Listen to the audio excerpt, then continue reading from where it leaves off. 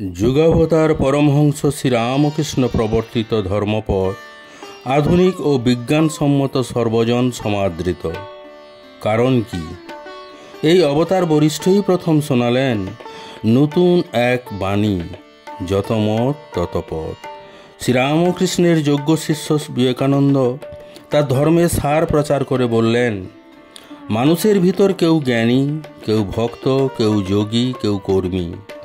পৃথিবীর বিভিন্ন ধর্মগুলি জ্ঞান, ভক্তি, যোগ ও কর্মের যে কোনো একটিকে অনুসরণ করে, কিন্তু একই জীবনে এই চারটি ধারার অনুশীলন সম্ভব এবং আগামী দিনে মানব সমাজ এই সমন্বয়ের দিকেই এগোচ্ছে।